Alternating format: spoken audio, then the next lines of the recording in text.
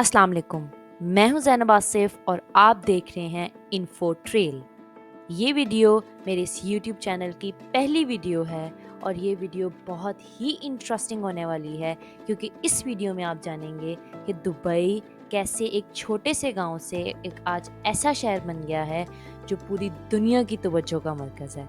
तो आए चलते हैं वीडियो की तरफ। ये कहानी शुरू होती है 20वीं सदी से, जब दुबई एक छोटा सा तिजारत और मछली पकड़ने का गांव था और जिंदगी सिर्फ समुंदर और मोती के सनत के आसपास ही घूमती थी।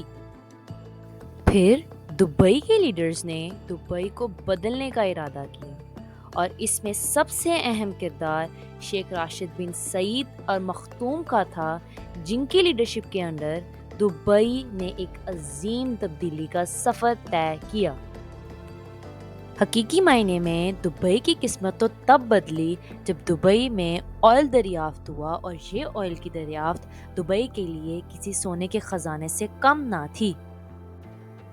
दुबई ने ऑयल से आने वाले पैसे को हॉस्पिटल्स, स्कूल्स और रोड्स की कंस्ट्रक्शन पर लगाना शुरू कर दिया।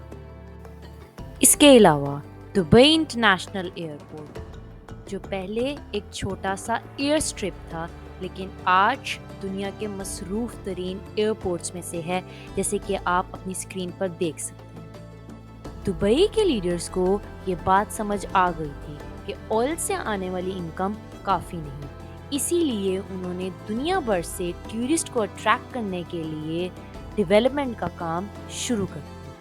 इसमें सर फहरिस्त बुर्ज अल अरब है, जो 1994 में बनना शुरू हुआ और 1999 में मुकम्मल तौर पे तामीर हो गया।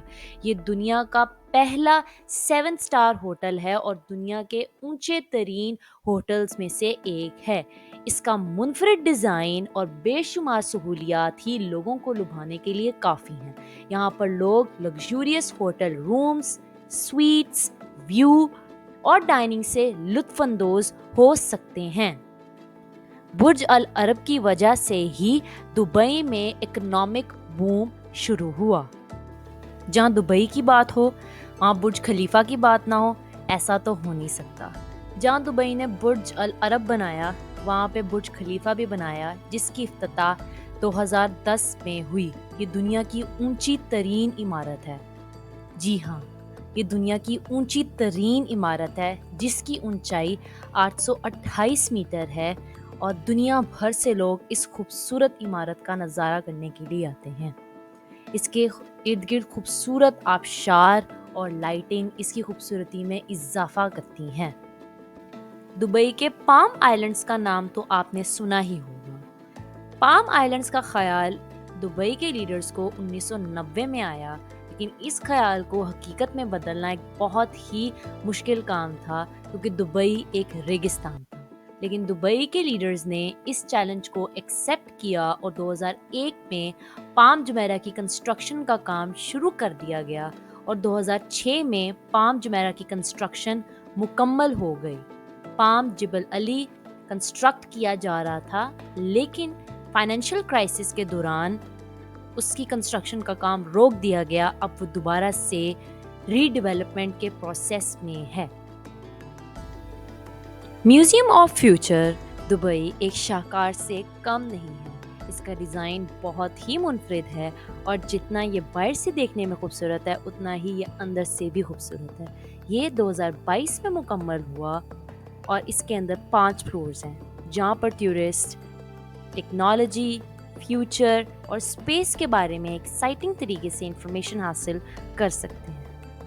इन तमाम डेवलपमेंट्स के बाद दुबई अब वो शहर नहीं रहा जहाँ पर तपती हुई धूप में रेत से भरे रेगिस्तान हुआ करते थे और इन बंजर रेगिस्तान में ज़िंदगी नामुमकिन सी लगा करती थी।